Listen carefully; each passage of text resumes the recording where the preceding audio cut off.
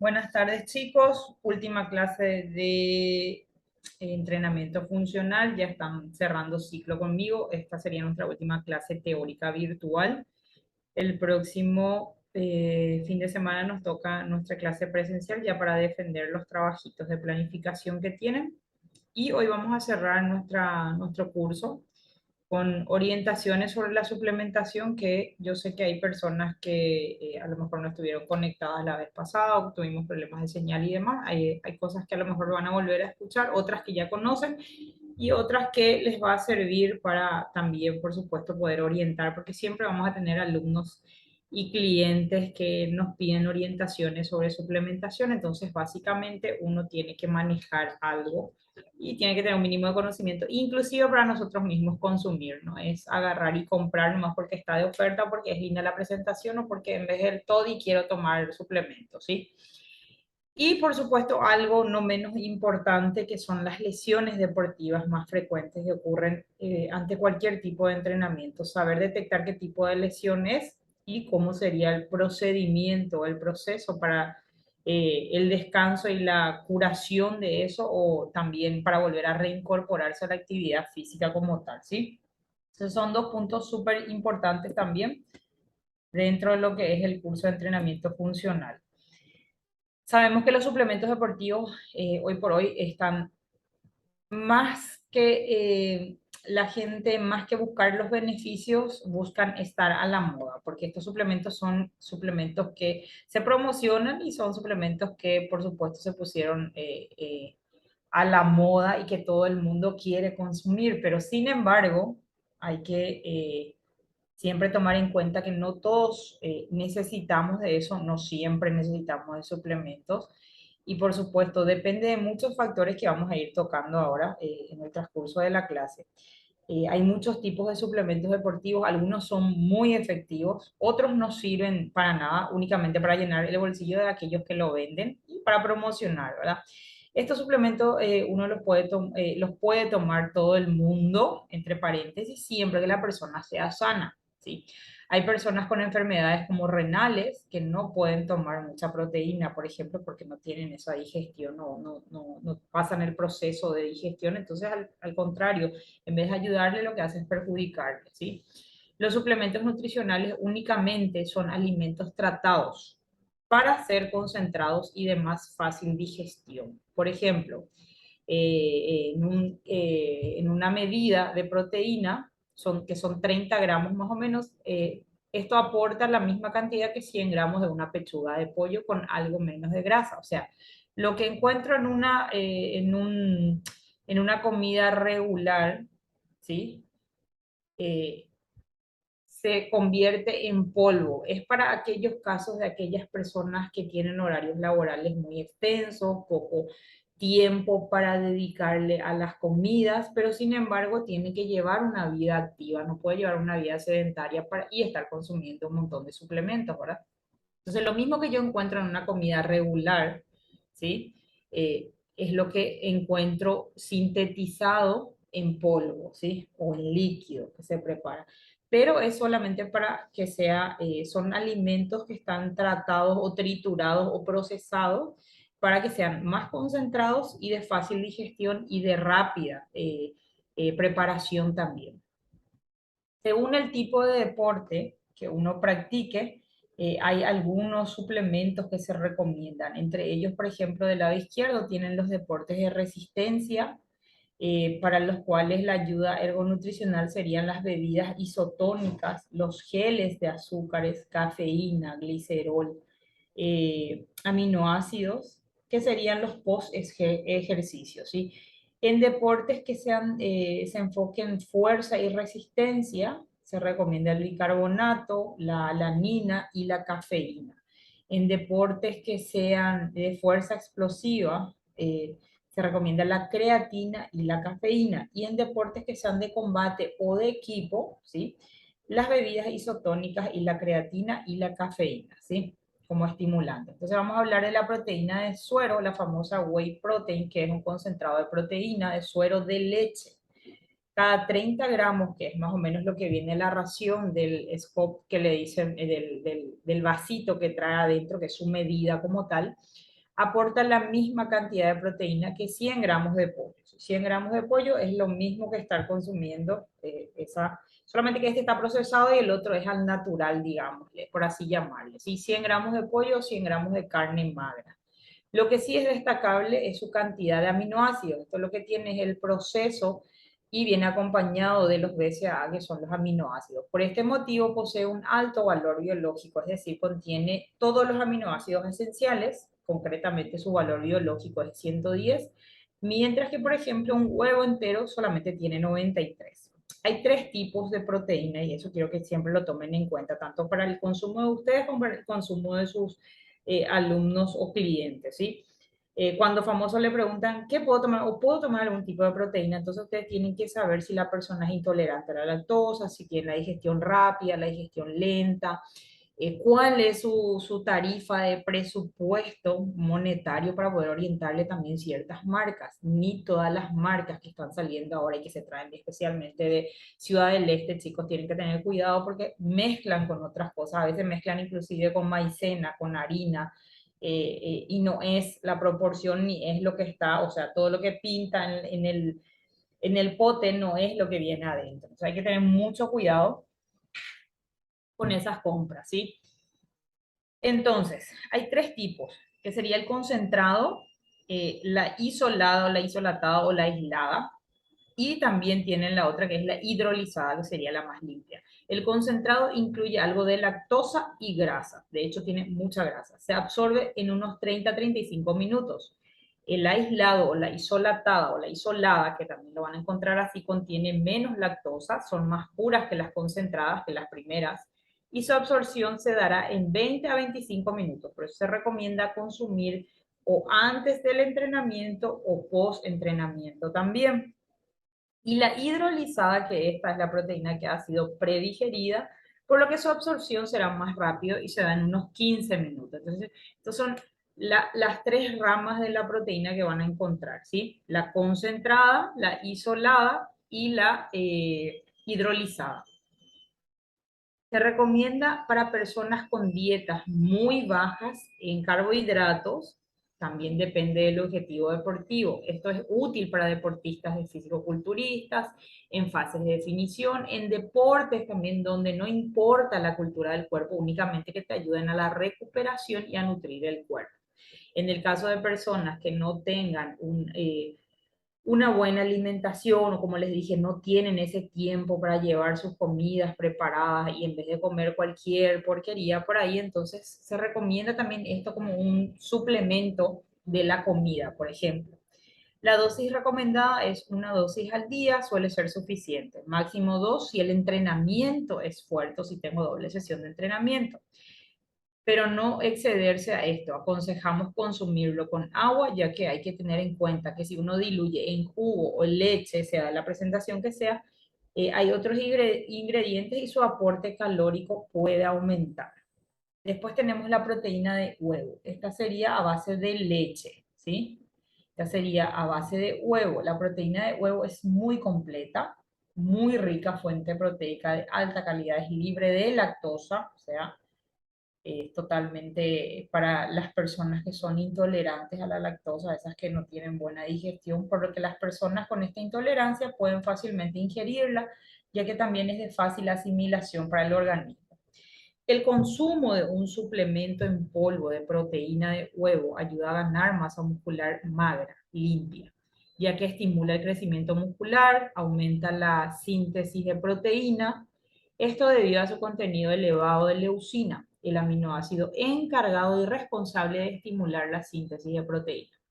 El huevo es la única fuente que aporta entre un 10 a 20% de este aminoácido, que es la leucina, con otras fuentes de este nutriente. Se le adjudican múltiples propiedades anabólicas. Además de considerarse muy benéfica para ganar masa muscular, es una buena fuente de nutrientes y da saciedad, o sea que nos mantiene llenos por más tiempo. Hay proteína. El consumo de un suplemento en polvo de proteínas de huevo ayuda a ganar masa muscular. Sí, ¿Quién está repitiendo estas cosas? Ahí Rosana parece que está hablando, bro. Rosana, vos estás repitiendo. No, profe, Giselle dice. Giselle, Giselle, Ah, la otra. Giselle fue, ¿verdad? ¿Qué pasó, sí. Giselle? Sí, el huevo es muy bueno, Giselle. Sí, me pareció interesante, profe. Repitió ella, se emocionó ella. Está bien. Rescata esto y consumir, agarrar para tu parte nutricional una proteína, adherir una proteína a base de huevo. Bueno, entonces dice, esto ayuda al crecimiento muscular, aumenta la síntesis de proteína y esto es debido justamente al alto contenido de leucina. El huevo es la única fuente que aporta entonces entre un 10 a 20% de este aminoácido, comparado con otras fuentes. Se le adjudican múltiples propiedades anabólicas. Deben considerarse muy benéficas en el momento de ganar masa muscular. Además, es una buena fuente de nutrientes y nos mantiene, no se dice llenos, saciados, con saciedad, ¿verdad? O sea, completo, sin hambre. En cuanto a la cantidad que se debe consumir este tipo de suplemento, Profe, esto depende del peso que uno tenga y de los requerimientos que tenga, que se desee. Esto, por supuesto, ¿quién me levantó la mano? Galaxy. eh, el de huevo ese es bueno para los huesos también, ¿verdad, profe? También. Pero más por el tema de, en el momento para esta gente que tiene la digestión lenta y que no toleran la lactosa, viste que la mayoría de las proteínas que nos presentan y las que están en promociones siempre es Hola, profe. a base, hola, ¿cómo estás? A base de Bien, profe, leche. una consulta. Sí, ¿El efecto secundario de todo esto cuál sería? Porque yo tengo mucho conocido que consumieron mucha proteína, se dejaron de gimnasia y empezaron a explotar todo. y depende mucho de la proporción. La verdad que La cantidad que consumen. sí, sí. La cantidad y la combinación que hagan es lo que vos sos Will. Sí, güey. La cantidad y la combinación que hagan. ¿Sabes qué es lo que pasa? Que la mayoría de la gente cree que porque consume eso, si consumo, tengo que entrenar, porque tengo que gastar, porque si no le estoy dando exceso a mi cuerpo, ¿sí? Porque yo en las comidas normales, si comí un bife, si comí un grillé de pollo, si comí pollo al espiedo, si comí huevo, si desayuné huevo, o estoy comiendo huevo duro, o yo estoy metiendo proteína a mi cuerpo, ¿sí? Pero mi entrenamiento resulta que es 3 veces por semana nomás, 1 hora, ¿sí? Y hago un cardio hit combinado, un circuito funcional que sea combinado, ¿sí? Intenso, pero es 3 veces por semana de 7 días. Pero yo estoy tomando, yo agarro y agrego mi proteína y aparte estoy comiendo regularmente. Yo en eso ya tengo la proteína o la cantidad de nutrientes que necesita mi cuerpo. Mi conexión está inestable, chicos, así que si se escucha cortado.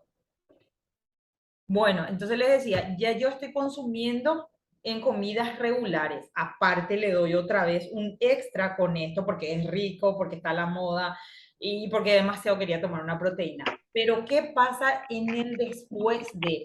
Yo me voy seno normal, después se me antoja mezclar con alcohol, ¿sí? Las malas combinaciones, lo que acarrea justamente ese post-entrenamiento, qué pasa después de que yo dejo que revientan, dice la proteína en sí no tendría que engordar, chicos, ¿sí? Entonces eso es justamente es la mala combinación. Nosotros pues no sabemos si el alumno regularmente siempre mienten y le decimos y le aconsejamos que si toman y se consumen esto, si llegan a consumir estos suplementos, que sea a través de una consulta con una nutricionista deportiva que le oriente bien de acuerdo a su actividad y a sus necesidades. Regularmente una persona que entrene 3 veces por semana solamente en un horario, a no ser que sea un obrero que se desgasta mucho, que está mucho tiempo en el sol, no sé, que tenga un trabajo muy pesado, esos que trabajan con cargas, de trasladar cargas y demás, a esos capaz le podemos sugerir para poder complementar su alimentación, porque tienen mucho gasto calórico, pero para personas comunes y corrientes que no tienen mucho ajetreo en el día o están sentados frente a la computadora todo el día o están solamente en atención al cliente, en una caja, no sé, No hace falta, siendo que van a entrenar 3 veces por semana y después quieren seguir su vida normal. ¿A qué me refiero con su vida normal? Que viernes, sábado y domingo seguramente van a tomar, seguramente van a querer darse los gustitos, van a querer algún helado, algún postre, van a exagerar con las comidas y demás. Y la gente tiene la mala costumbre de consumir. Yo siempre le digo a mis alumnos, vas a consumir si vas a entrenar. O sea, vas a consumir si es que vas a gastar. Si no vas a gastar, no hace falta, porque el resto de las comidas que hiciste ya suma y tu cuerpo tiene reservas. Entonces no hace falta. Entonces esa es la parte que tienen que recalcar y esa es la mala idea o la mala consecuencia que la gente cree que le ocasiona la proteína, que mucha gente tiene miedo de consumir, pero realmente hay que estar bien informado y hay que saber qué tipo de proteína orientar de acuerdo también al tipo de actividad y al tipo de alimentación por sobre todo, porque si yo tengo una buena alimentación, hago mis 5 comidas al día y distribuyo bien, como huevo, como pollo, como atún, no considero y no me siento desganado y no estoy perdiendo músculo, al contrario, estoy con buen tono muscular, estoy perdiendo grasa, entonces yo no veo la necesidad. Ahora, una vez que ustedes vean que sus alumnos, sus clientes empiecen a perder músculo, que se vean flácidos, que les cuesta recuperarse, que tienen hambre o que tienen antojos, entonces ahí podemos recomendar alguna de estas proteínas, ¿sí? Entonces, no es la proteína, es la mala combinación que se hace nada más. Entonces, eso dejarle siempre a la gente. Y hay uno que se llama, que es más alto en grasa, que es el que es a base de suero de leche. Entonces, ese trae mayor porcentaje de grasa, más aminoácidos y demás. Entonces, ese tiende a justamente, dice proteína, whey protein para ganar masa muscular, o sea, uno se ensancha, ¿sí? Entonces, ese por el porcentaje de grasa más la combinación de todas las otras comidas, ¿verdad? Entonces, buscar la proteína adecuada de acuerdo a la necesidad de la persona también. Por eso es que les digo que es importante que ustedes conozcan también un poquito sobre estos productos, por lo menos los más vendidos y los más básicos, ¿sí? Además de considerarse entonces muy benéfica para ganar masa muscular, la proteína de huevo es una buena fuente de nutrientes que da saciedad. En cuanto a la cantidad que se debe consumir, eso depende del peso que se tenga y los requerimientos de proteína que se desee ingerir. La proteína aislada de carne es otro producto también que normalmente usan más los fisicoculturistas, porque no tiene un sabor, imagínense que está hecho a base de carne.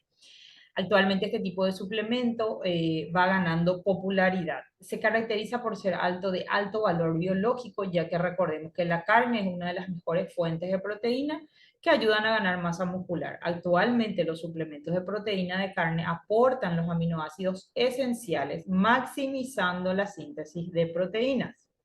Estos suplementos son hidrolizados, que era del tercer tipo, ¿sí? Están aislados, lo que supone una ventaja para una buena absorción, o sea que se consume en 15 a 20 minutos nomás ya, ¿sí?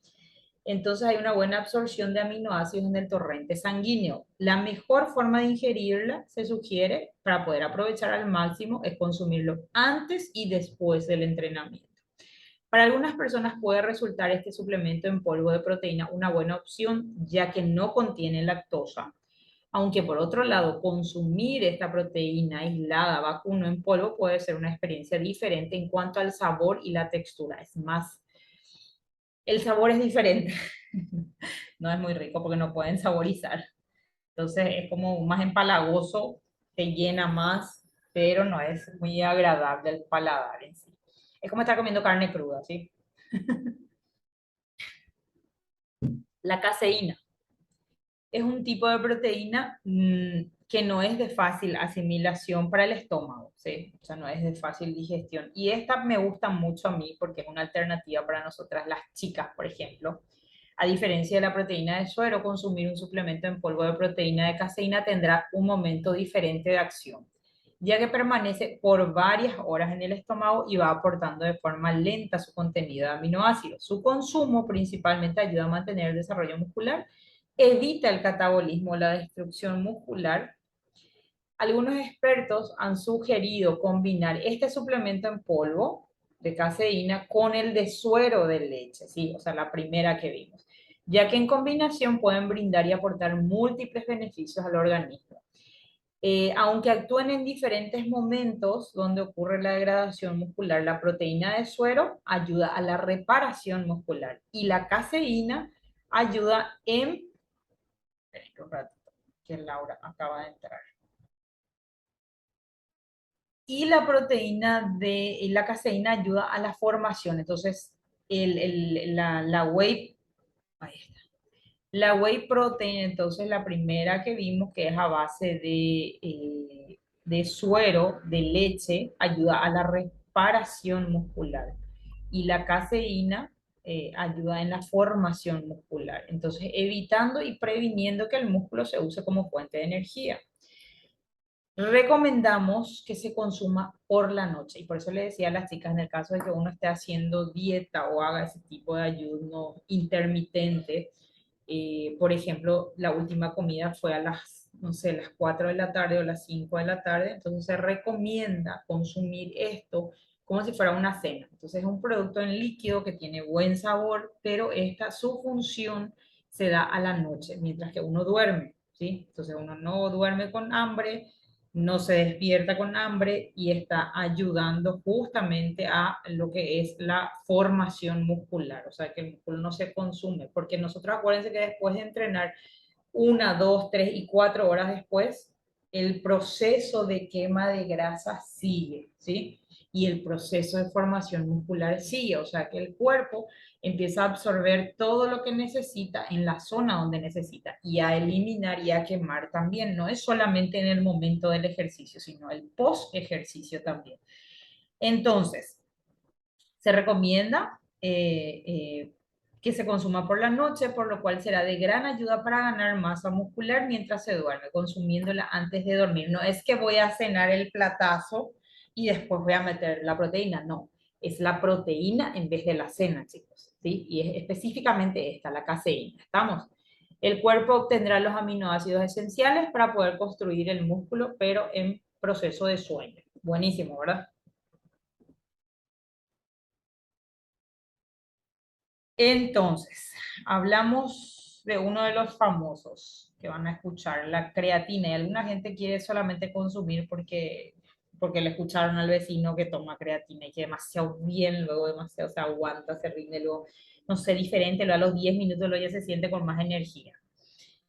Bueno, la creatina, ahí tienen la composición química, es un ingrediente comúnmente encontrado en la carne roja, el pescado vendido como suplemento alimenticio también. Se usa como suplemento ergogénico, esto quiere decir que ayuda externamente, y es un tratamiento para posibles trastornos neuromusculares. Según estudios, es el suplemento nutricional más potente para incrementar la potencia anaeróbica y la ganancia de masa muscular, ya que te permite añadir más intensidad al entrenamiento. Este suplemento es el que más se ha demostrado científicamente que funciona, o sea, sí se puede recomendar, solamente que como todo producto tiene su pro y su contra también. Ahí tienen algunas marcas que son de referencia, chicos, que se pueden recomendar consumir. No son marcas baratas, pero son marcas buenas. Su función, para no entrar en términos muy complicados, la función de la creatina ayuda a la regeneración del ATP, que es el adenosíntrifosfato. En palabras fáciles de entender, la primera chispa del movimiento Sería, muscular. Sí, sería para recuperar más rápido, ¿verdad? ujú. Pero también es para rendir más en el entrenamiento. Por eso que se toma Ah, ya. antes del entrenamiento. Es lo que te da más energía, esa chispa de ese impulso que necesitas. Es como una chispa de adrenalina que uno le mete, ¿verdad? En algunas Sí. personas sienten mucho y en otras no. Y en otras, vos sabes que le da reacción, por ejemplo, en aquellas personas que no están acostumbradas, van a ver que le da reacción en la piel, empieza a salirle como, se ponen rojos, como sarpullidos en zonas. Y esa es una reacción que tiene que hasta eliminar todo, o sea, tiene que meterle mucho, o sea, tiene que entrenar, entrenar, entrenar, o sea, sudar mucho, eliminar por orina y demás, porque es una reacción, es un principio de una de las reacciones que tiene este, porque no a todo el mundo le viene bien, ¿sí? Esto viene también saborizado, se mezcla directamente con agua, no es dulce. Y se toma, así como dice, antes del entrenamiento. Hay otros que lo toman antes y después del entrenamiento. Y hay otras personas que lo combinan con otro que vamos a ver más adelante también, que este se usa como preentreno. En vez de usar un preentreno como tal, se usa la creatina. Y después usan el otro que es, no recuerdo si es la glutamina también, como para cada uno tiene su función, pero este es el que te da la chispa de energía para que uno pueda trabajar con mayor intensidad. Y en el caso de entrenamiento funcional, uno de los suplementos que yo sí les recomiendo que le pueden orientar, si yo aumento la intensidad de mis ejercicios y si yo aumento mi ritmo de trabajo, evidentemente voy a quemar más calorías también, ¿verdad? Y esto no produce, no te da hambre, no te da malestar, no tendría que dar malestar y no da tampoco taquicardia, ¿sí? Entonces, acá lo que hay que tomar en cuenta es que hay varios tipos de creatina y vamos a hablar de las más comunes que son dos. Tenemos la monohidratada y la crealcalina, ¿sí? La monohidratada es la más común y es la que más se usa y es estas presentaciones que ustedes están viendo. Tiene un único efecto colateral en algunas personas que podemos usar muchas veces a nuestro favor. Si el objetivo es ganar masa muscular, retiene líquido, ¿sí? Pero la otra creatina, que es como más limpia, alcalina, es la monohidratada, ¿sí? Con una modificación en el pH, lo cual ayuda a evitar que se acumule, o sea, o que acumulemos, retengamos líquido. Y es más indicada en deportes donde no interesa ganar peso o masa muscular. Estamos como ciclismo, corridas, triatlón y demás. Entonces, recordar que hay dos tipos, estas son las más comunes y estas son monohidratadas normales, ¿sí? La de Universal, de la Muscle Tech y la de Nutrex, por ejemplo, ¿sí? Entonces, esto lo que ayuda es, justamente dice músculos, recuperación y sirven justamente de, vieron que ahí abajo dice pura creatina monohidratada, ¿sí? Entonces, da un poco más de fuerza en el momento de trabajar. Y acá tenemos la otra presentación de aminoácidos que son los famosos BCAA, ¿sí? Estos aminoácidos están dentro de los aminoácidos esenciales, es decir, aquellos que nuestro organismo no es capaz de sintetizar. Por lo tanto, hay que darle un aporte extra a través de la dieta o la suplementación, ¿sí? Este tipo de aminoácidos no los tenemos procesados en el organismo, entonces hay que darle un extra. Los BCAA están en cualquier comida que tenga proteína, huevos, lácteos, carne o pescado. Fíjense que siempre encontramos en estos contenidos o estos nutrientes en este tipo de productos también, ¿verdad? De comestibles. La suplementación es necesaria en función a la actividad física de cada persona. Las proteínas de origen vegetal, como son legumbres, frutos secos, cereales, contienen estos BCAA, también estos nutrientes o estos aminoácidos, pero en menor cantidad. Nos ayudan a acelerar la recuperación post-entreno, ¿sí? Síntesis proteica, reduce el catabolismo o la destrucción muscular, aumenta la síntesis de proteína, reducen la fatiga neural, y aumenta su actividad. O sea, esto lo que hace es estimular más a la concentración, la memoria, entre otras. Y viene también en esas presentaciones así, combinados, pero estos ya vienen saborizados. Vienen en pastillas muy grandes regularmente, o vienen líquidos, o vienen también estos preparados que son en polvo. Es otro de los suplementos que se ha demostrado que sí funciona. Su beneficio es tan alto que lo usan hasta los enfermos con esclerosis y algunos tipos de cáncer, ¿sí? Entonces, es un suplemento que también se puede recomendar. De acuerdo al presupuesto de la persona, recomendar. Siempre lo que es líquido se absorbe mucho más fácil, ¿sí? De más fácil digestión también. Y este es uno de los productos que a mí más me gusta, que es la glutamina. Y esta es una marca igual cara, pero es una marca muy buena. Es otro aminoácido que se encuentra en su mayor parte en el aparato locomotor, ¿sí? Y esto nosotros necesitamos, tenemos, pero necesitamos también un extra. Ayuda siempre a la recuperación del glucógeno hepático, tiene que ser ahí, depósito de glucosa en el hígado, y ayuda a la retención de nitrógeno muscular, es decir, a la creación de masa muscular. Una cantidad baja de glutamina puede producir la pérdida de la musculatura. También se ha relacionado con una mejora del sistema inmunológico y se ha demostrado que neutraliza el exceso de ácido láctico y reduce la acidificación de los músculos durante el entrenamiento. ¿Esto qué quiere decir? Evita esa hinchazón, esa retención de líquido y ese cansancio generalizado que nos da muchas veces, ese temblor, ese que no podemos mover, la pierna que se nos queda toda doblada, ¿sí? Entonces todo eso evita ese cansancio excesivo. Además mejora la función cerebral, provee de energía al cerebro en ausencia de glucosa, o sea, en ausencia de azúcar, porque muchas veces el cerebro nos pide azúcar cuando empezamos a bostezar, a bostezar, a bostezar. O sentimos ese bajón después de la primera vuelta del entrenamiento. Se suele tomar en conjunto con el BCAA, o sea, ¿sí? A mí me va a venir bien ese entonces. Ese te va a venir bien, porque vos sos delgado, con textura delgada, sos fibroso, pero posiblemente te cuesta, casi no tenés grasa vos en el cuerpo. Entonces, vos sí necesitas, Sí. por lo menos 3 de estos productos vos necesitas para poder ganar más masa muscular o para mantener la que ya tenés.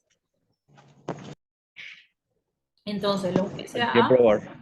sí, lo que hay que orientarte bien, nomás una buena orientación de qué tenés que tomar antes del entrenamiento, post-entrenamiento y durante el entrenamiento. O sea, van a ser 3 productos. Presupuesto. Entonces, la glutamina, chicos, Eso es lo que falta. se suele tomar en conjunto con los BCAA. Su toma sería 5 gramos, que viene luego la medida, la cucharita de esto también, 5 gramos de glutamina y 5 de BCAA. O sea, en este caso se recomienda que ambos sean en polvo.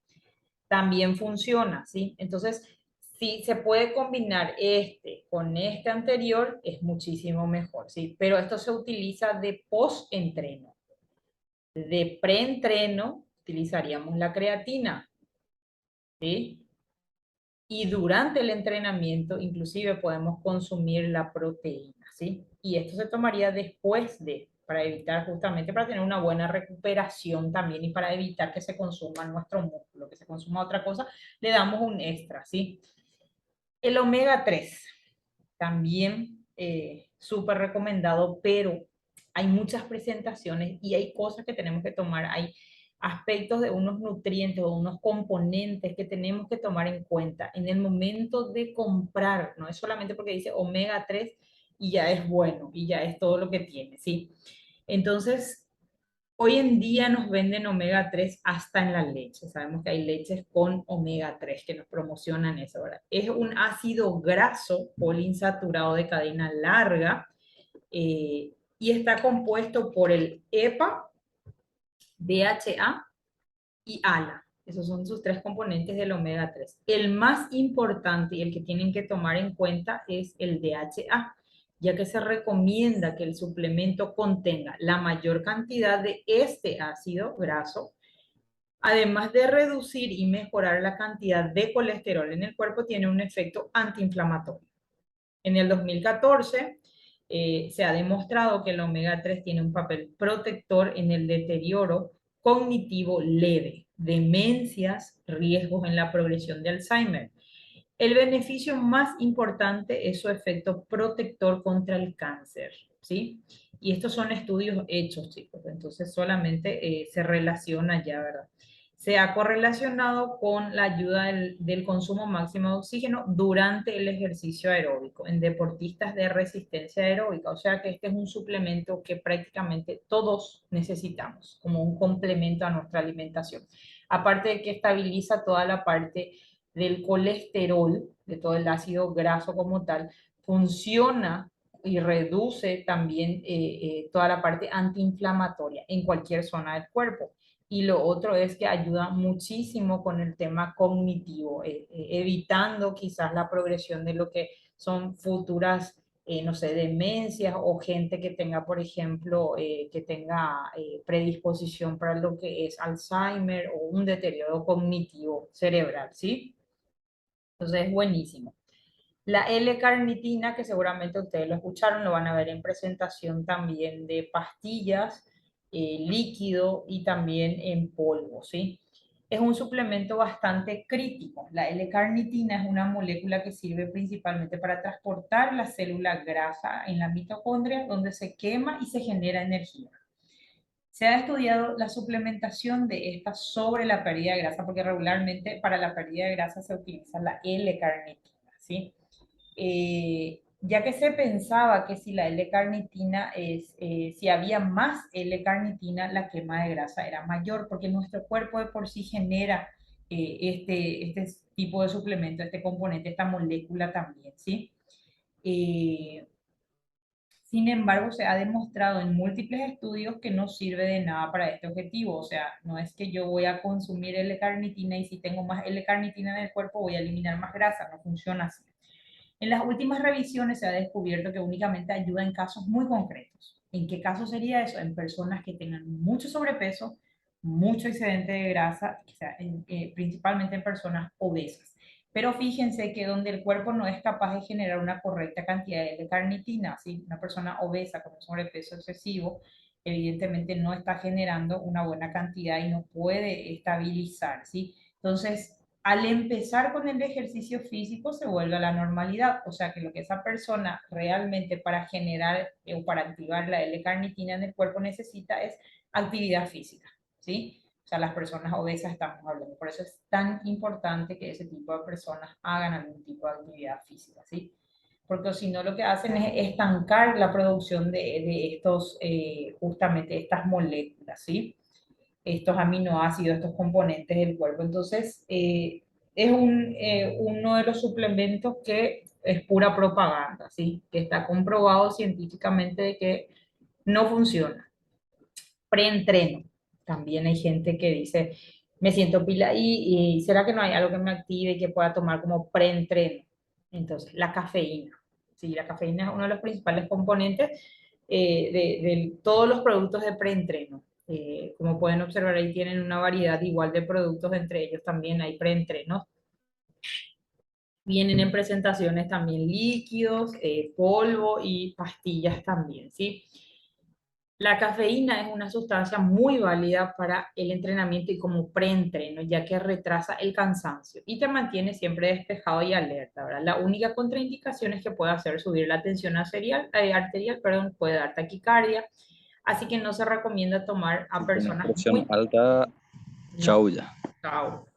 A personas muy nerviosas en tratamientos y personas que tengan pastillas, que tomen pastillas para dormir, por ejemplo, esos tienen un tipo de estimulantes y problemas cardiovasculares, o sea, aquellas personas que consuman ciertos tipos de fármacos, pero yo digo, el preentreno es o no necesario y en este caso siempre digo, ¿por qué voy a comprarme un preentreno si yo, persona que estoy sana, ¿verdad?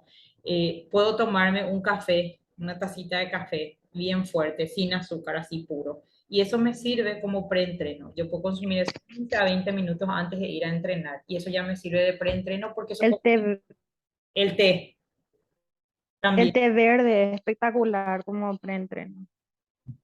también Espectacular para no tomar el café. eso.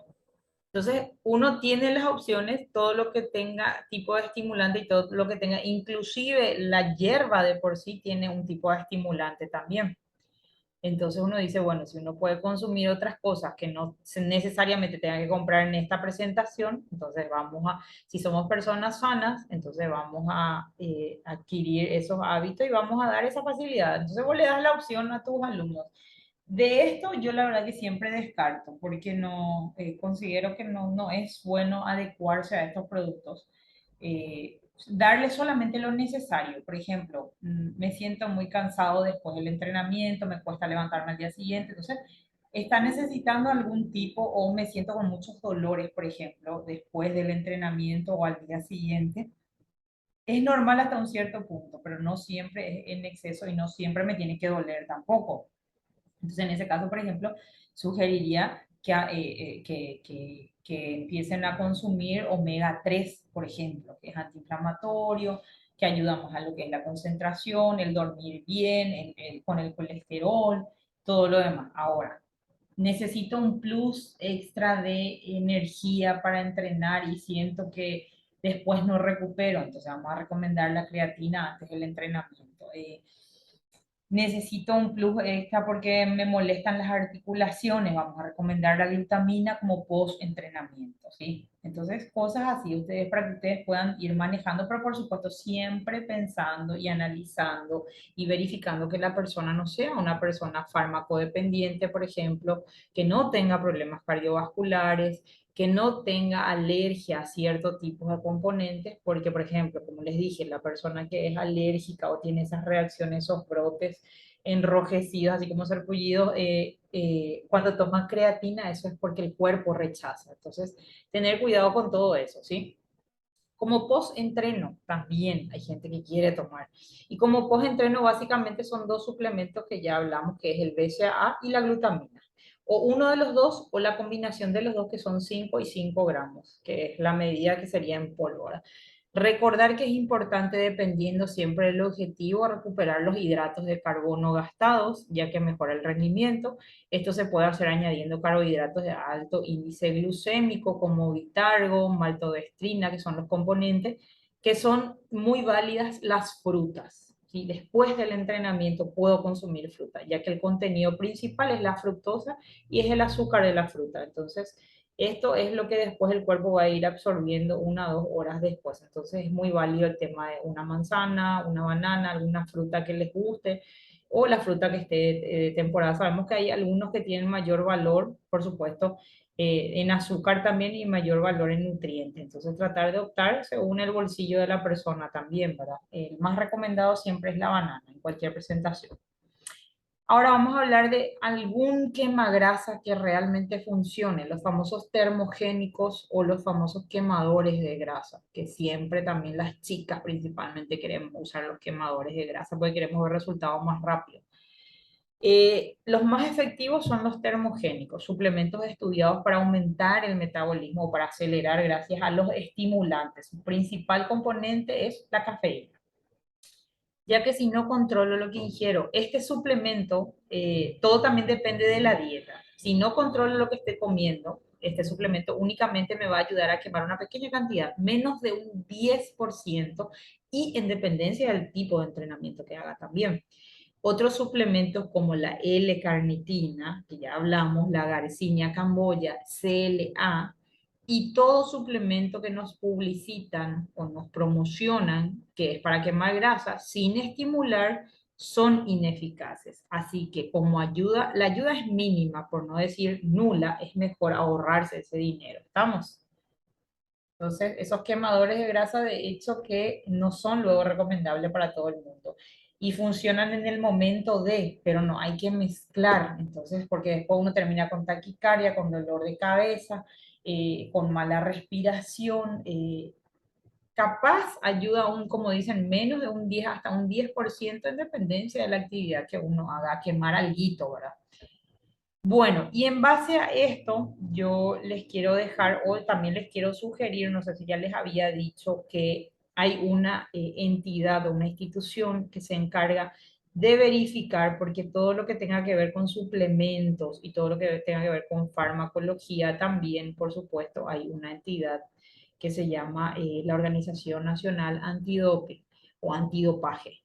Entonces, esta es la entidad que verifica y regula el consumo de ciertos productos, sean los anabólicos, sean los suplementos así como creatina, proteína, verifican qué componentes tienen y cuáles pueden consumir los atletas. Acuérdense que cuando uno habla ya a nivel de deportista profesional, a ellos se les hacen pruebas de orina, de sangre, ¿sí? Y verifican qué porcentaje tienen de estos productos. Si hay alguno que esté por encima del valor, a ellos se les descalifica, se les saca se les multa. Entonces, hay un montón de factores. Ellos no es que por ser deportistas pueden consumir de todo, ellos están mucho más regulados. Entonces, este es el ente que regula prácticamente el tema del doping. Esta es una regulación, que es un esquema basado en Australia, pero es del 2014. Entonces, quiero que la mayoría de ustedes se manejan con las páginas en Instagram, por ejemplo, y van a buscar ONAP, ONAP, y van a ver, justamente vi que lanzaron ya los productos que están regulados para diferentes deportes otra vez, ¿sí? Entonces, ¿qué quiere decir productos regulados? Que uno puede llegar a consumir en un periodo de tiempo, pero no tiene que sobrepasar el valor que ellos están estipulando ahí, y hay otros que están totalmente prohibidos, ¿sí? Porque eso sería como una ayuda extra en la capacidad del deportista. O sea, ya no sería la capacidad como tal de deportista, sino ya sería una ayuda muy extra oficial, ¿sí? Entonces, según esta regulación, se clasifican en 4 grupos regularmente. Los aprobados, estos aportan energía o nutrientes. Los beneficios están comprobados científicamente y están avalados. La segunda columna que van a ver es de baja consideración, sin evidencia sustancial, pero son de interés y son productos que requieren de más estudios o la información es prometedora. Y el 3 sería sin evidencia, no ayudan e incluso pueden hacer daño. Y la cuarta columna serían los prohibidos o los considerados dopaje, ¿sí? Entonces, en base a eso, está la tabla del grupo A, grupo B, grupo C y grupo D. El primero es el aprobado, en la segunda columna tienen las sustancias en evaluación, en la tercera columna tienen los beneficios que no son claros, y en el grupo 4, en el grupo D, tienen los prohibidos, ¿sí? Y ahí tienen algunos que van a encontrar, y regularmente, fíjense, los prohibidos en el grupo D, que esto lo manejan más las personas que trabajan ya en musculación prácticamente, tienen la andro, la norandrosteniol, que siempre usan los nombres acortados, le dicen andros, le dicen nora, le dicen DHEA, le dicen testo o tríbulo, ¿sí? Cuando escuchen esos nombres, esos son anabólicos y esos son los que están prohibidos, ¿sí? Pero te ayudan a obtener el resultado más rápido, inclusive sin tanto entrenamiento. Entonces, estos son algunos de los que ya había sido lanzado. Hoy por hoy la lista es extensa. Entonces, si ustedes quieren conocer, de hecho, deberían de conocer también, si ustedes piensan asesorar o piensan orientar a sus alumnos, o ustedes mismos consumir algo de estos productos, tienen que verificar, uno, que esté avalado, para qué sirve, qué función tiene, entre otras cosas, y no recomienden porque sí, nomás siempre prueben en ustedes primero, ¿sí? Entonces, esto es como ejemplo, pero yo les insto a que entren a la página, busquen la página de antidopaje en Paraguay para que vean el listado que ellos tienen de lo que está aprobado, de lo que se puede utilizar, de lo que no, y bueno, cuáles son los que están prohibidos totalmente, que siempre van a ser este tipo de anabólicos, ¿verdad? Tenemos entonces gente que nos pregunta qué puedo consumir antes del cardio o antes de mi entrenamiento. Lo que no se recomienda es pegarse un atracón. ¿Qué pasa con esa gente, por ejemplo, que trabaja de 8 a 3 de la tarde o de 8 a 4 de la tarde? No almorzó bien, hay gente que no almuerza, hay gente que no tuvo tiempo o solamente comió algo y llega a la casa y tiene la tranquilidad de llegar a la casa y se va a dar el desayuno, el almuerzo y la merienda en una sola comida. Entonces se sientan a comer lo que era el mediodía, ¿sí? Juntan todas esas comidas, les digo porque sí pasa, y se sientan a comer el platazo y después se van a entrenar. Eso se llama atracón, ¿sí? Pegarse a un atracón de comida antes de un entrenamiento de cardio no es buena idea. Primero, porque no vamos a rendir. Segundo, porque no puede provocarte náusea, flatulencia, vómito, etcétera, dolor de cabeza. No hay una buena digestión. Comer de forma normal, un tiempo razonable, sí. Lo recomendable son unas 3 horas antes y 45 minutos mínimamente, en dependencia del tipo de comida. Por supuesto, estamos hablando de un plato de comida completo. Tu dieta debe ser rica en hidratos de carbono, por eso que las dietas que son cero carbo tampoco ayudan, porque los carbohidratos son nuestra primera fuente de energía. Por ejemplo, la pasta, los cereales, las papas, las batatas, el pan, el arroz, te dan la energía necesaria para desempeñarte en el ejercicio y cargan tus pilas para el siguiente ejercicio, para la siguiente rutina. Además, siempre que puedas, debes incluir proteína. Y la proteína, por supuesto, sabemos que es súper importante. Entonces acá tienen Según el tipo de entrenamiento que van a realizar, entonces si tienen entrenamiento con pesas, con intervalos de alta intensidad, o si tienen entrenamiento de baja intensidad, uy, se va a cortar. Tengo inestabilidad. Bueno, entonces ahí tienen el ejemplo. ¿Y cuántas calorías serían? 330 calorías para antes del entrenamiento, 500 calorías después del entrenamiento, porque después del entrenamiento también tenemos que comer. Entonces, hay que cuidar ese aspecto, si no es que después me mato de hambre y ya, ¿sí? Y ahí tienen más o menos, si el entrenamiento lo vas a realizar unas cuantas horas después de haber consumido algo, un rato antes se puede ingerir una banana, una manzana, frutos secos o una o dos barritas de cereal que son una buena alternativa también y es rápido, ¿sí? Es muy importante que se hidraten durante el ejercicio, durante, perdón, y después del ejercicio, que se continúe tomando agua, ¿sí? No es jugo. ¿Estamos? Y ahí tienen las dos opciones en el caso de que si van a hacer un entrenamiento de alta intensidad o si es de baja intensidad. Eso tienen de referencia a nivel nutricional cuánto es y cómo sería la distribución.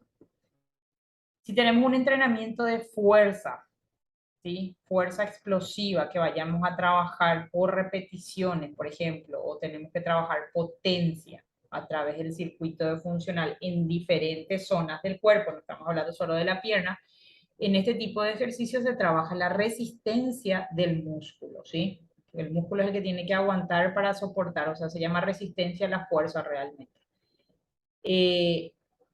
Tanto antes como después, cargarle de energía y recuperarle para poder enfrentar el entrenamiento de una forma correcta. En tu alimentación debe estar muy presente la proteína porque este es el que ayuda al mantenimiento y a la regeneración de los músculos, como ya lo habíamos visto. Este es el principal objetivo en estos entrenamientos.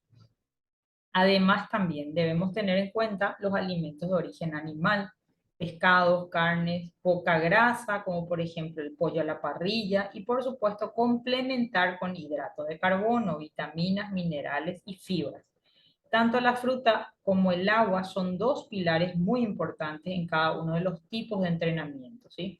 Siendo fuente de vitaminas y fibras. La primera realmente importante para la hidratación y la segunda para la hidratación, ¿sí?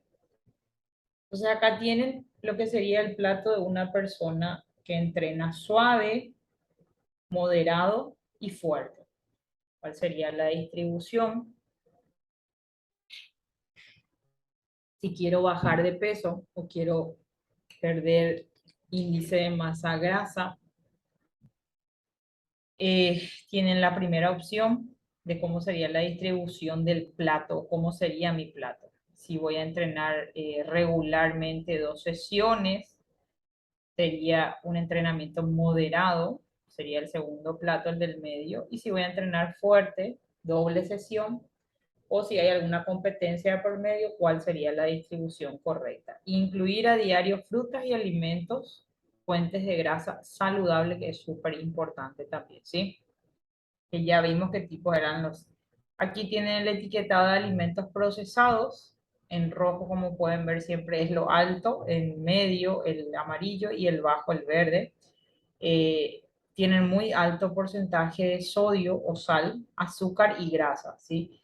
La margarina, los embutidos, el yogur, el cereal y las gaseosas.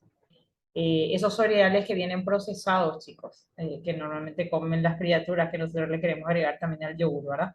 Las grasas que vienen muy altos también son la margarina y el aceite. La margarina también es una grasa muy fea y el aceite que viene, el que comúnmente se consume, por eso es buscar aceite que sea o aceite de oliva o aceite de, ¿cómo es que se llama el otro? No es de girasol, el otro, no me acuerdo si es De cánola, coco. y de coco también, que son más costosos y creo que el de cánola es el más accesible entre esos, ¿sí?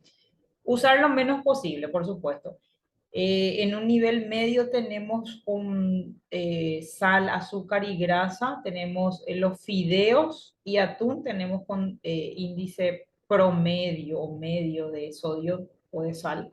En azúcar tenemos la leche entera y la leche saborizada, y en grasas tenemos leche, yogur, leche saborizada, atún y embutidos. O sea, tiene un nivel medio también, se puede considerar. Y en el bajo tenemos entonces, bajo en sodio, tenemos leche, yogur, leche saborizada, queso, cereal y gaseosa, en dependencia del tipo de presentación que venga, ¿sí? Estos son alimentos ya procesados, no son alimentos así al natural, chicos. Entonces, recordar que las carnes que son embolsadas o empacadas ya no muestran los niveles de grasa. Los huevos no muestran por unidad, por ejemplo, cuánto trae de grasa también. Los porcentajes de contenido se marcan actualmente en base a las porciones, según la porción y según la combinación, ¿sí? Puede ser más alto o más bajo, ¿estamos? Y no porque esté embolsado quiere decir que sea bueno, ¿estamos? Hay que tener cuidado. Esto para que lo tomen de referencia y les quede ahí guardado para que el día de mañana, si lo quieren aplicar con sus alumnos para llevar un mejor control, sería una ficha del alumno con sus datos personales. El diseño para lo que es la parte de mediciones, el peso. Acuérdense que son mediciones de circunferencia nada más, ¿sí? Pecho, espalda, cintura alta, entonces colocan la fecha y lo hacen cada 30 días, cada 20 días, no sé, dependería de su tiempo. Y las observaciones correspondientes. Distribución de una rutina, por ejemplo. Entonces, de esta forma, cuando les pido que me hagan la distribución de su rutina o las orientaciones de su rutina, ustedes lo tienen que separar así: qué músculo voy a trabajar, ejercicio, las series, la carga, las repeticiones, qué combinación puedo hacer o qué variante puedo usar, ¿sí? Y abajo en letra chica siempre utilicen esto porque se van a evitar muchos problemas, que es un descargo de responsabilidad, donde va la firma del alumno y la cédula del alumno y la firma del entrenador, donde ellos están conscientes de que se les avisó sobre, tienen que llevar un apto, un ok médico, ¿sí? Antes de iniciar la práctica de cualquier tipo de actividad física, ¿sí? Y avisarles sobre los riesgos que existen, porque famoso la persona te dice, yo estoy súper sana, y resulta ser que hoy por hoy no hay edad, por ejemplo, para problemas cardiovasculares. O sea, nosotros podemos ver que la persona está bien, pero después a lo mejor en el primero, en el segundo, en la segunda o la tercera sesión de entrenamiento le da un patatús y ahí mismo ya saben cómo funciona el tema, ¿verdad? Hasta ahí, chicos, lo de suplementación. Y ahora vamos a entrar a toda la parte de lesiones deportivas. Si no tienen, si no tienen dudas, voy a continuar. Seguiremos, bro. Ahora sí. Bueno, practicar algún deporte o actividad física es muy importante para cuidar nuestra salud, pero como todo, hay que hacerlo de manera informada y sin excesos. De otro modo, incrementaremos el riesgo de tener lesiones deportivas que afecten nuestro sistema musculoesquelético, aunque pueden darse tanto en el deporte profesional como en el recreacional. Curiosamente, en los últimos años el número de lesiones se ha incrementado en deportistas esporádicos que no están bien asesorados. Algunas lesiones no podemos evitarlas, pues suceden de forma accidental. Sin embargo, hay otras que son el resultado directo de malas prácticas. En función de cómo se producen, las lesiones deportivas se engloban en dos tipos: lesiones deportivas agudas, como por ejemplo los tan comunes esguinces de tobillo, fracturas de pierna, mano, muñeca. Se caracterizan porque se dan de manera repentina. Y las lesiones deportivas crónicas, estas surgen tras la práctica continuada en el tiempo de un mismo deporte. Se caracterizan por aparecer de forma periódica. Ahí tenemos dos grupos. Y este es un diccionario básico de lesiones deportivas, que no es lo mismo una contusión, que una raspadura, que una contracción, que un esguince, que una luxación, ¿sí? Entonces ahí tiene el dibujito bien clarito. Tenemos una contractura, que es la contracción de un músculo debido a un esfuerzo o postura inapropiada.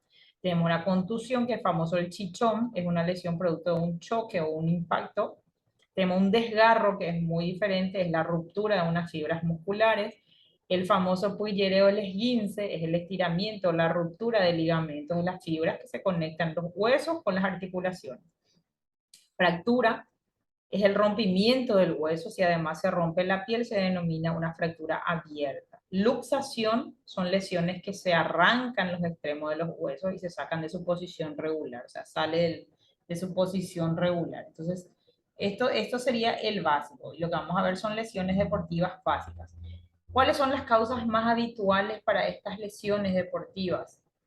Pueden ser la falta de entrenamiento o de la mala forma, condición o forma física, ¿sí? El sobreentrenamiento también, por supuesto, eso acarrea.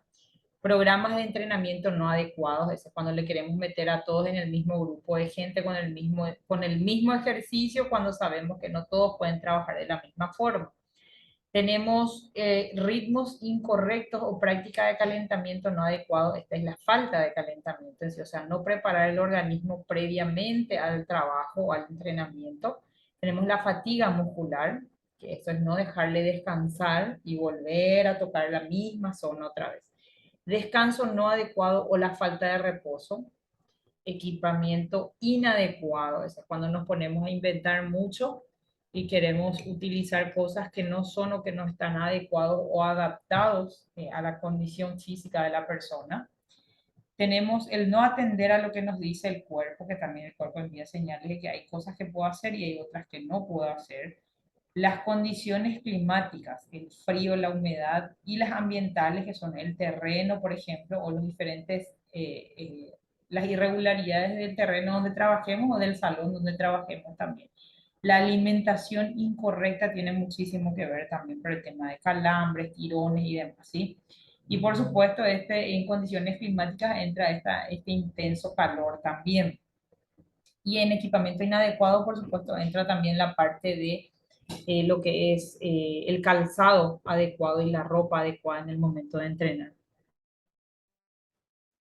Entonces, en personas que corren o que hacen algún tipo de deporte donde implique mayor resistencia y donde hay mayor utilización del tren inferior, estas son las lesiones deportivas o el porcentaje de lesión deportiva que se da en estas zonas.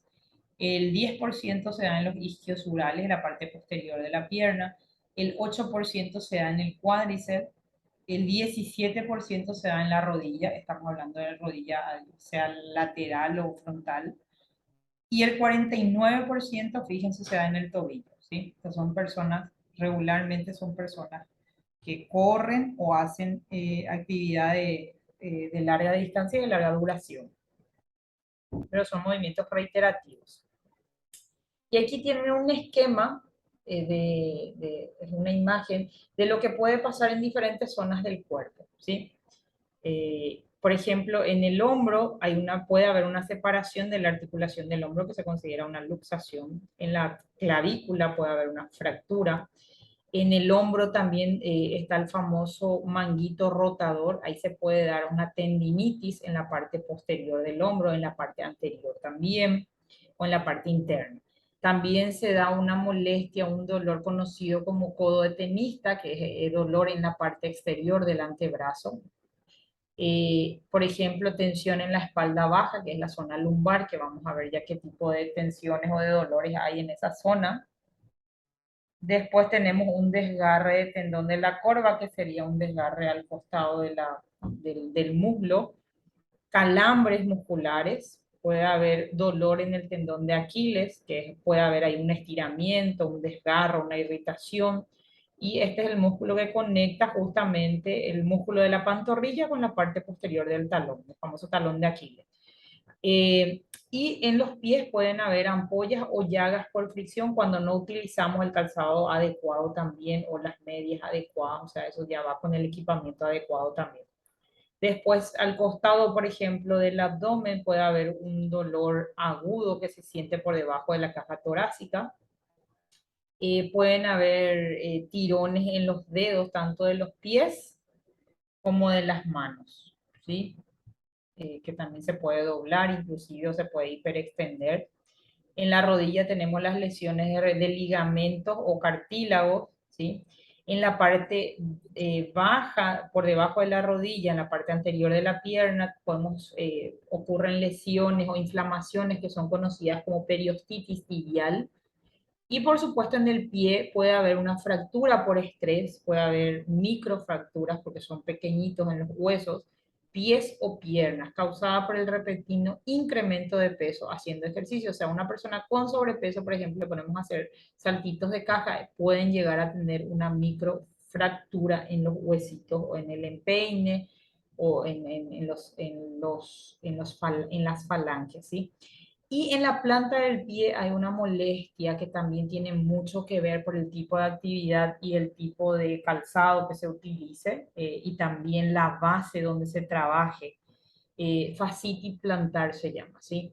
Es una irritación de los ligamentos y tejidos en el arco del pie y es súper doloroso. ¿Estamos? Entonces, de acuerdo a la zona del cuerpo, son las posibles lesiones que uno puede tener practicando algún tipo de deporte, algún tipo de actividad también, en dependencia de la ropa que use, en dependencia del calzado, si es adecuado, en dependencia del clima, en dependencia del peso, en dependencia del lugar donde trabajen también, ¿sí? Entonces, es un esquema. Entre las lesiones deportivas más frecuentes están las lesiones musculares. La mayor parte se produce por sobreesfuerzo o sobrecarga, por traumatismo o por movimientos forzados. Las más comunes son los calambres, las contracturas, las contusiones, las distensiones, los desgarros fibrilares o las roturas completas. Eso es todo lo que puede pasar a nivel muscular. ¿Sí? Fíjense cuántas cosas nos puede pasar y a veces nosotros creemos que es solo un tirón o que fue un estirón o que fue un tirón o que fue un calambre. ¿Sí? Fíjense cuántas cosas pueden pasar a nivel muscular. En las lesiones tendinosas, los tendones son las fibras conjuntivas que unen el músculo a los huesos. Las tendinopatías o las lesiones tendinosas engloban distintos tipos de lesiones. Tendinitis, que sería la inflamación del tendón, o tendinosis, que ya sería dolor y alteración del tejido. Eso ya sería el segundo nivel después de la tendinitis. Pueden deberse a varios motivos. El uso, por ejemplo, del calzado no apropiado hasta la repetición de movimientos inadecuados, ¿sí? Sobrecargar la misma zona con con repeticiones que no son las adecuadas o las cargas que no son adecuadas o también no estabilizar bien la zona que estamos trabajando. Entonces, acá tenemos un cuadro de lesiones musculares a nivel muscular que son consideradas benignas y graves, ¿sí? Tenemos las benignas y en esas entran las contusiones y ahí tienen marcada la zona donde se puede dar regularmente. Contusiones y hematomas, esas son benignas, ¿sí? Las contracturas también son consideradas benignas. La fatiga muscular o ese espasmo muscular también, que también es conocido como calambre, también es considerado como lesión benigna. Y como lesiones graves musculares ya encontramos la rotura fibrilar, el desgarro muscular y dentro de los calambres también entra la rotura muscular y las famosas hernias, pero son las hernias que se van más a nivel muscular, no las hernias de disco y demás. Las famosas hernias inguinales, después tenemos detrás de la rodilla que son más parecidas a los quistes, ¿sí? Hernia se dice más a nivel óseo, ¿sí? Que muscular. ¿Estamos? Son esos globitos que se forman igual. Para que ustedes vean dentro de lo que es ruptura fibrilar, que ya es un tipo de lesión muscular grave, tenemos en grado 1, grado 2 y grado 3. ¿Y cómo se ve el músculo? Fíjense en la zona de la pantorrilla, ¿sí? Cómo se ve la ruptura fibrilar en grado 1, cómo se ve en el grado 2 y cómo sería un grado 3.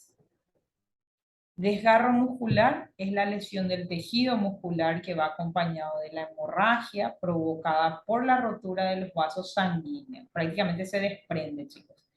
que recorren el músculo afectado. Fíjense cómo se ve. Tipo de desgarro muscular también tenemos tipo 1, 2 y 3. El leve, que la recuperación puede ir de 8 a 10 días.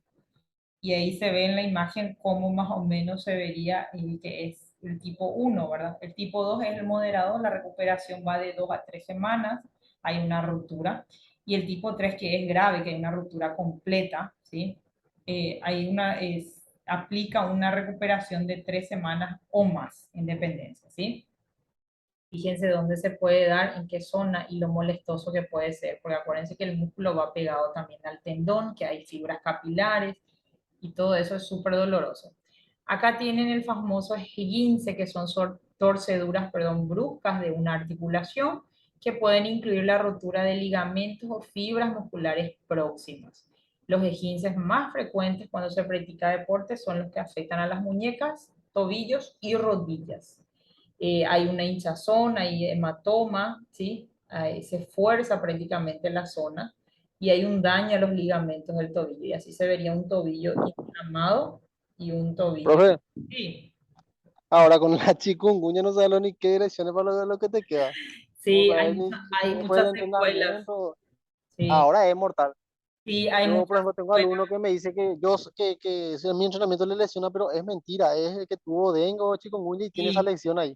sí, vos sabés que increíblemente afecta a nivel de unión articular y en los tendones. No es solamente el dolor muscular, es durante el proceso de la enfermedad, pero el post queda a nivel articular y tendinoso. Vos sabés que es increíble que la gente se vea afectado.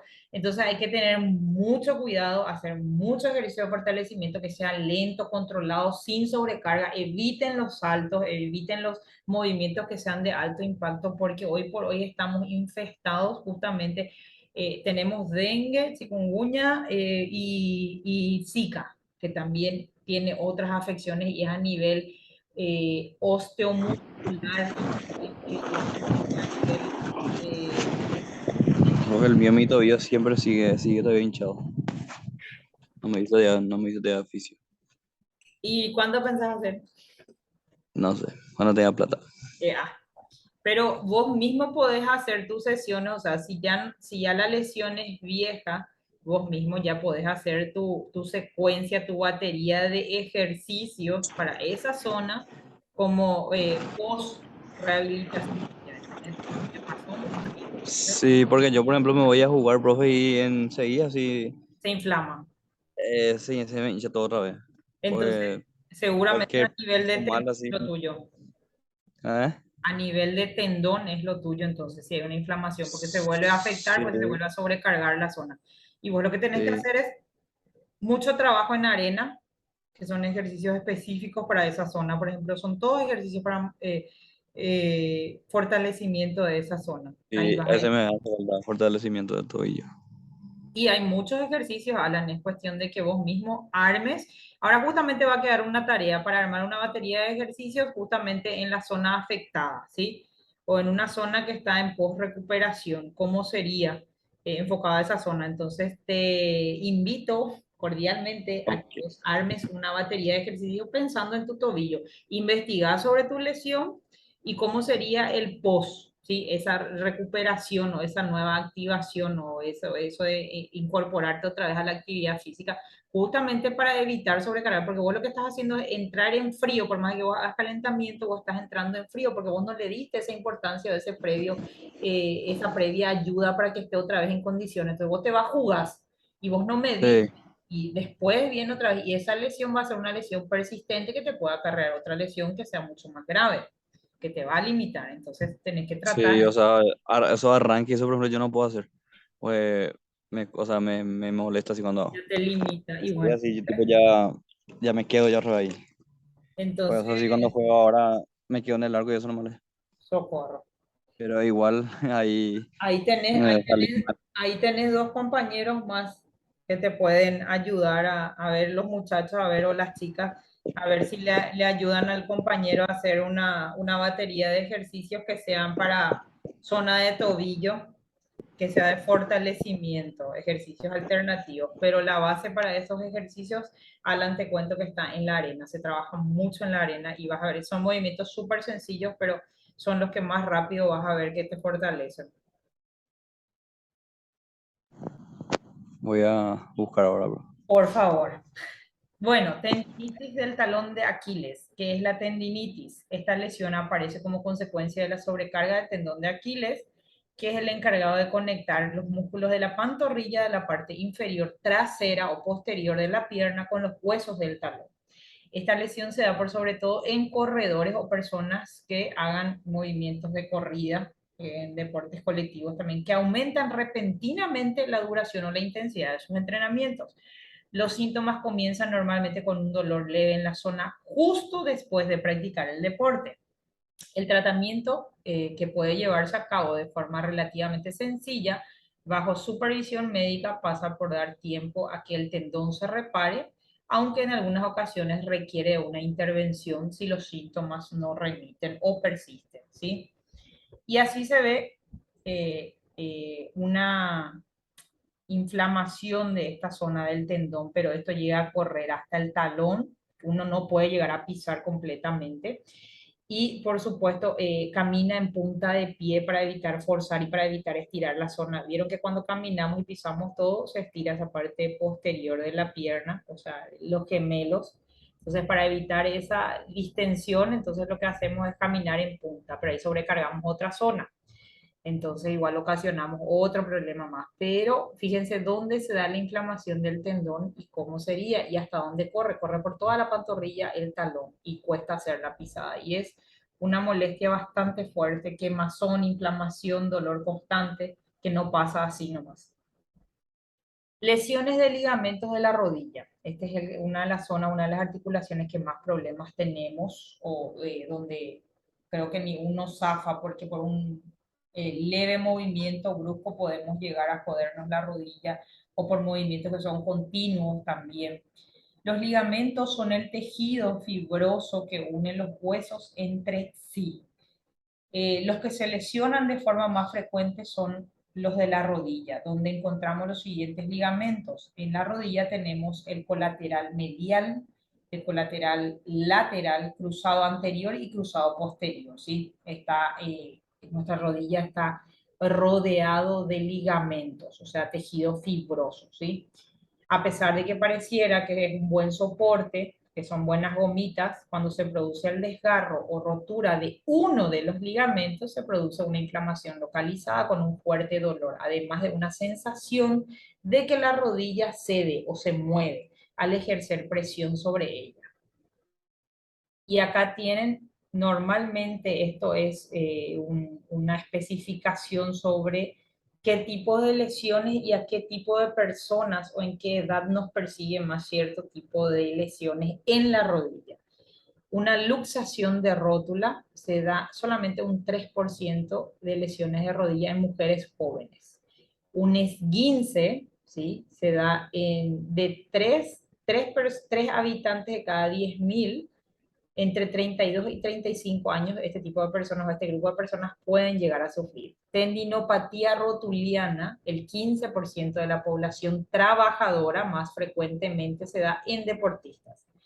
Y el síndrome de dolor femoropatelar, que sería por detrás, 15 a 45% de la población general. Bilateral en el 66%. Bilateral es cuando ya son ambas caras, ¿sí?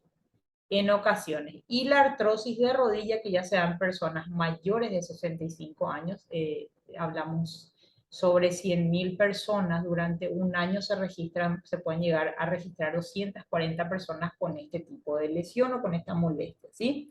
Entonces esto es más o menos un reflejo de qué tipo de lesiones, fíjense todos los tipos, y acá está la mitad de las lesiones que se puede dar en la rodilla, no según la edad que uno tenga y según la actividad. Según la localización del dolor, acá vamos a ver, tienen los nombres diversificados. Tenemos dolor en la parte superior, en la parte del medio y en la parte de atrás de la rodilla, por debajo y dolor lateral, ¿sí? Cuando se siente un dolor arriba, por encima de la rodilla, hay un problema de tendón o una inflamación del cuádriceps, ¿sí? Cuando los alumnos o ustedes mismos sientan un dolor en la zona del medio, hay una condromalacia rotuliana o una bursitis o un rasteo de la rótula o artritis. Esos pueden ser los posibles problemas de acuerdo a la zona donde se registre el apuntado al dolor, o si hay inflamación es peor. Cuando hay un dolor por debajo de la rodilla, eso se llama enfermedad de Osgood o inflamación del tendón rotuliano. Cuando hablamos de dolores laterales, hay una ruptura de menisco o un ligamento o de ligamento colateral o ligamento, el famoso ligamento cruzado, ¿sí? Y cuando sentimos ese dolor por detrás de la rodilla, en el huequito justamente, ese es el famoso, puede ser artritis, que ya se refleja en toda la pierna, que también ya va a haber inflamación, o el famoso quiste de Baker, que eso es un quistecito, es un globito que se inflama ahí. Entonces ahí del lado derecho tienen la otra imagen que localiza el dolor. Los puntos rojos son los dolores localizados que pueden llegar a ser bursitis de la pata de ganso cuando es al costado, ¿vieron? Tendinitis rotuliana cuando es por encima mismo de la rodilla y la rótula, ¿sí? Que es el disco que recubre. Por debajo de la rodilla sería la enfermedad Schlatter o de Osgood, como ustedes le quieran poner. Por detrás sería, vieron que eso es por delante de la rodilla. Ahora vamos a imaginar que el dibujo, el gráfico está de espalda. Por detrás, vieron en qué zona en el centro mismo se localiza el quiste de Baker. A los laterales puede haber una bursitis del bíceps femoral o isquiosural, ¿sí? O también posiblemente ya haya artritis en dependencia de la edad. ¿Estamos? Esas son varias de las enfermedades. La tendinitis consiste en la inflamación de un tendón y suele originarse por la repetición de un determinado movimiento en el tiempo. Ese es el tuyo, Alan.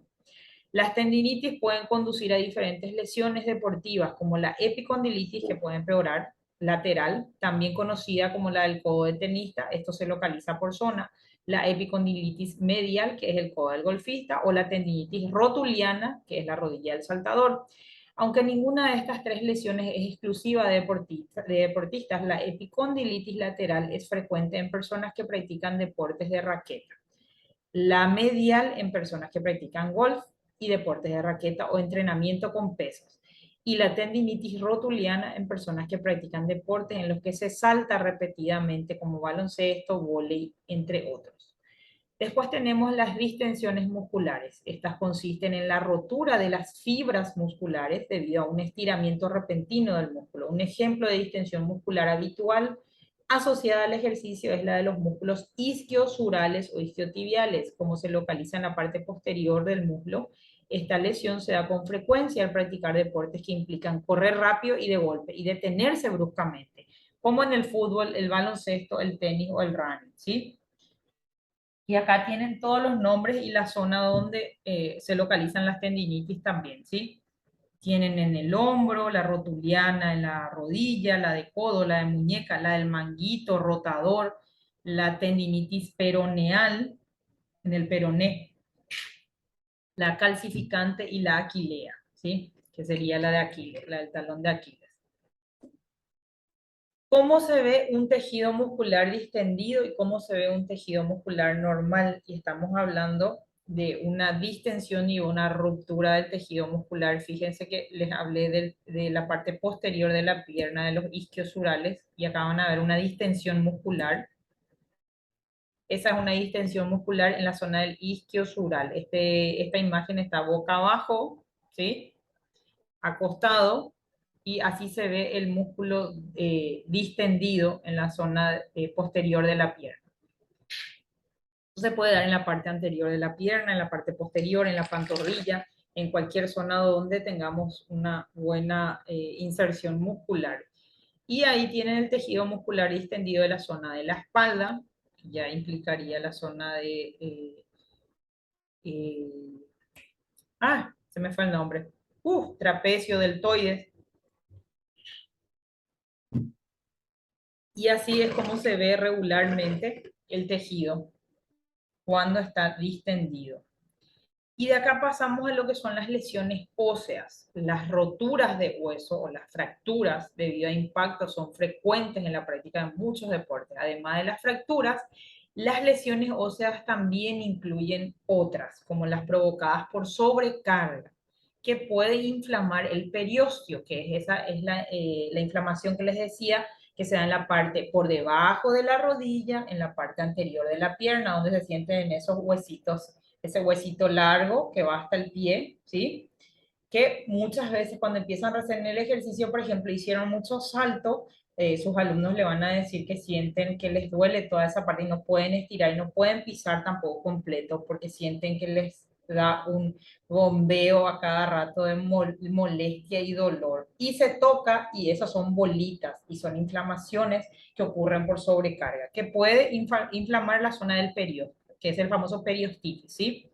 Tejido, ese es el tejido que recubre el hueso y puede terminar en rotura. Fracturas o roturas de hueso, dice, ¿sí? Se pueden usar ambos términos. Las más habituales al practicar deporte afectan las piernas, los brazos, tobillos, muñecas, dedos de la mano y de los pies. Después tenemos entre lesiones óseas también la sinovitis. La sinovitis es el líquido sinovial, reduce la fricción, o sea, tenemos líquido también nosotros entre articulaciones, entre huesos y entre los tendones. Entonces esto se conoce como líquido sinovial. Este reduce, o sea, su función es reducir la fricción entre el cartílago y los otros tejidos en las articulaciones. Ayuda a lubricar y amortiguar durante el movimiento, ¿sí? Son nuestras bolsitas de impacto también. Se encuentra recubierto por una membrana sinovial, que es la capa del tejido conjuntivo, que recubre una articulación, ¿sí? O sea que esto vuelve a recubrir nuestra articulación, como puede ser el hombro, la cadera. El problema se da cuando esta membrana sufre un proceso de inflamación debido a un traumatismo deportivo. Los síntomas son sensación de calor en la zona, dolor e hinchazón. ¿Y dónde está el bursitis? Y no tengo el ejemplo de la sinovitis, la que vieron. De aquí pasamos a la bursitis, que regularmente confundimos también bursitis y sinovitis. La bursa es la bolsa llena de líquido, ¿sí? Y el líquido sinovial es lo que recubre a esa bolsa y lo que recubre otra vez a las articulaciones y a los tejidos, ¿estamos? Y esta es la bolsa que va por dentro, se llama bursa. Es una bolsa llena de líquidos que sirve para mullir o para amortiguar el hueso con las estructuras que lo rodean, como los tendones y los músculos. En el otro, reduce la fricción entre cartílagos y articulaciones, para lubricar las articulaciones y reduce la fricción de cartílagos, ¿sí? Y en este líquido ayuda en la estructura entonces de tendones y músculos. Puede inflamarse debido a traumatismos o movimientos repetitivos que se dan en algunos deportes. El síntoma más común es el dolor en la zona de la articulación afectada al presionar sobre ella o mover. Entonces así se ve, por ejemplo, del lado izquierdo tienen la zona de la rodilla y así se ve una bursitis y se llama bursitis prepatelar o bursitis infrapatelar, que es la de abajo. Ahí está cómo sería la ubicación de la bursa y la rótula. Fíjense dónde está la rótula, está marcado. ¿Cuáles serían las bolsitas, las bursas? ¿Dónde está el cartílago? ¿Dónde está el menisco y la cápsula articular? ¿Sí? Que todo eso sirve para amortiguar y evitar ese roce brusco, porque si no estaríamos rotos en pedazos, ¿sí? Y así se ve la inflamación. También del lado derecho tienen la imagen pequeña de más adentro y una imagen más externa de la zona del hombro y la zona del codo, de cómo se vería. La zona de la cadera que está ampliado también, cómo se ve que están distribuidos o cómo sería la bursitis en sí en esa zona, cómo se distribuiría es un aumento o una inflamación de esa zona, de esas bolsitas, justamente. Y acuérdense que también hay procesos donde estas bolsitas prácticamente se revientan y el líquido sinovial es lo que después hay que hacer esas famosas infiltraciones porque se pierde el líquido sinovial, ¿sí? Entonces, cada uno tiene su función. Uno amortigua, el otro evita las fricciones y el otro recubre, ¿sí? Pero hay un líquido que va por dentro y va dentro de estas bolsitas justamente. Y también Si hay una mala inflamación, una mala lubricación, malos gestos repetidos, bruscos y demás en la misma zona, por supuesto llega a pasar este tipo de inflamación o este tipo de lesión que se considera dentro de las lesiones óseas. Dolor en la zona lumbar. Aunque las lesiones en la columna vertebral en atletas pueden afectar cualquiera de los segmentos, las ubicadas en la región lumbar son las más frecuentes. Pueden deberse a sobrecargas o una mala condición física. Algunos deportes como el atletismo son los más propensos a generar dolor en la zona lumbar. Y acá tenemos entonces la lumbalgia. Se trata de una patología en la que debido a golpes, malos gestos, caídas, traumatismo, levantamiento de objetos muy pesados, los músculos de la espalda se resienten o se estiran de más y sufren daños. Se trata de un trastorno de origen muscular y mecánico, que se manifiesta con dolor en la zona baja de la espalda, que es la región más susceptible de la misma. Todos estamos expuestos a esto, chicos. Muchas veces nos agachamos mal, estiramos, dimos un movimiento brusco y quedamos con el famoso lumbago o lumbalgia, ¿sí? Recordar que esto es de origen muscular y mecánico, ¿sí? Normalmente es una patología de manifestación aguda debido a algún accidente o lesión puntual que se soluciona en menos de 6 semanas. Aunque los casos de lumbalgia debido a malformaciones, porque también si tenemos malformación en la columna vertebral, puede llegar a ocasionarse más seguidamente, no precisamente por un movimiento reiterativo, un movimiento brusco o mucho sobrepeso, mucha sobrecarga en el entrenamiento. Esta es la causa menos frecuente, pero estos pueden ser reiterativos, o sea, pueden ser crónicos, ¿sí? Si ya hay una malformación a nivel de columna vertebral. Por ello, como la inmensa mayoría de casos son agudos, se deben a pequeñas lesiones musculares. Fíjense en qué zona se localiza y cómo sería la molestia. El reposo es suficiente para solucionar la lumbalgia, aunque también es importante recalcar que en contra de lo que mucha gente piensa, permanecer acostado solamente retrasa también la mejoría, o sea que hay que moverse con cuidado, por supuesto. Y este es un problema mucho más grave que no le deseo a nadie porque es una molestia que uno no encuentra posición cómoda, que sería la ciática, ¿sí? La ciática es una enfermedad osteomuscular, mientras que el otro, la lumbalgia, es de un trastorno de origen muscular y mecánico. Este ya es osteomuscular que se desarrolla a causa de una compresión del nervio ciático, que pueden observar cómo está y cómo sería la irradiación del mismo, ¿sí? El cual se ve desde la parte inferior de la espalda hasta abajo de cada pierna, pasando por la cadera, los glúteos. La persona que sufre un dolor que no se manifiesta solamente en la parte baja de la espalda, sino que afecta también las piernas y puede prolongarse hasta el talón o el pie, pues todo este nervio está pinzado y es a través de un pinzamiento de uno de los nervios que se irradia todo ese dolor. Porque acuérdense que también nosotros estamos como conectados prácticamente, tenemos cablecitos por todos lados que muchas veces hay una compresión en algún nervio principal y se refleja en otro lado, ¿sí? Esa es una inervación nerviosa ya y una irradiación que tenemos. Se trata de un trastorno de origen nervioso que provoca un entumecimiento, dolor, sensación de hormigueo en la parte baja de la espalda y en las extremidades inferiores. Este dolor puede causar calambres, pinchazos por toda el área que cubre el nervio, causando molestias constantes. Y para esto sí, realmente es medicación y no hay posición adecuada. Esto es súper doloroso. ¿Qué hacemos para la prevención? Los primeros objetivos para la prevención de las lesiones musculoesqueléticas radican en las técnicas de entrenamiento neuromuscular. Cuidar mucho la postura, con adaptación, modificación en los hábitos posturales comunes y adaptaciones, por supuesto, también en los movimientos, en los ejercicios y las recomendaciones en el uso del equipamiento y el accesorio adecuado, chicos. Eso nunca está de más. O sea, recordar que no todos tenemos la misma condición física, que no todos tenemos la facilidad de asimilar los movimientos, la facilidad de ejecución de ciertos movimientos, recalcar siempre a la gente, por más de que nosotros demos por sentado que se sabe que hay que usar un calzado adecuado, reacondicionar, una adecuada reeducación neuromuscular ¿sí? Es mucha concentración, primero pienso, analizo y luego ejecuto, ¿sí?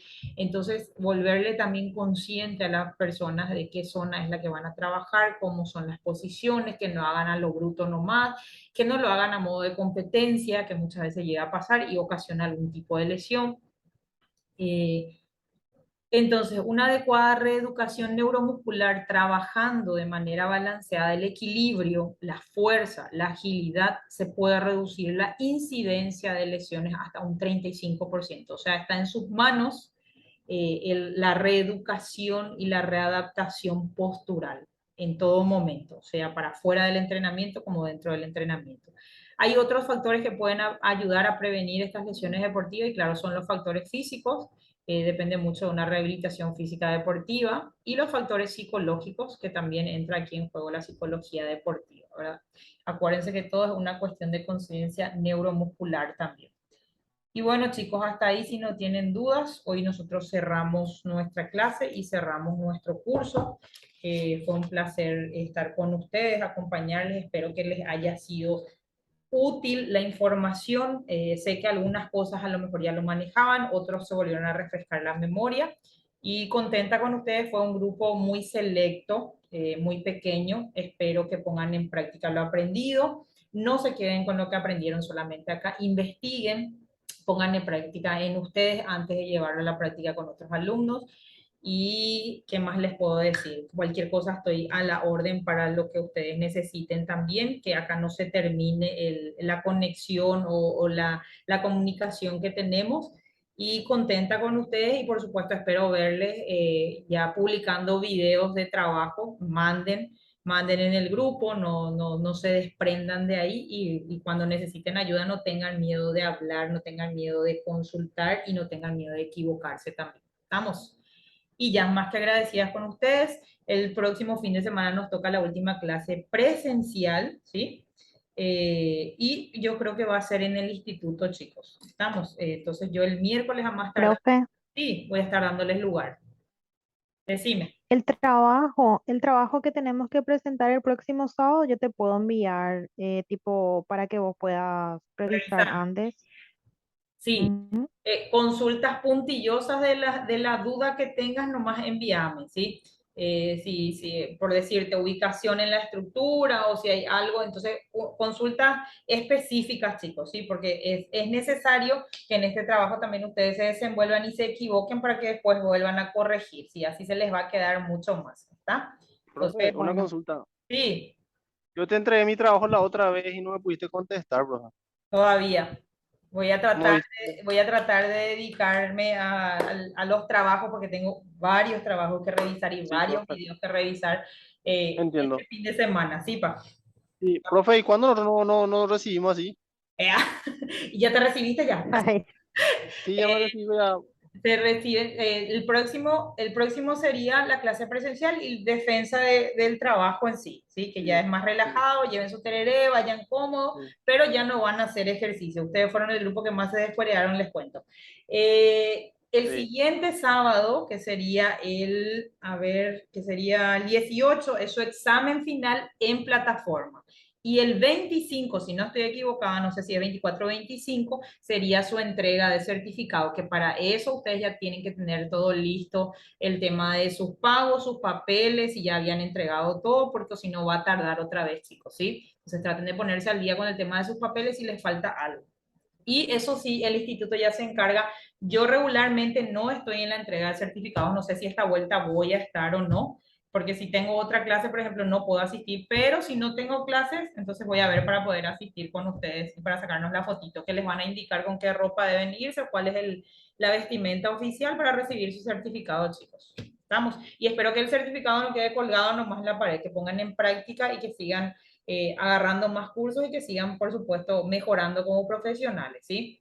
Que no quede en el OPAREI el curso, ¿está bien? Que valga la Genial, pena la profe. inversión. Sí. Bueno, chicos, entonces buen fin de semana y gracias a todos. Gracias a vos, profe. Dale pues, chao, chao. chao, chao.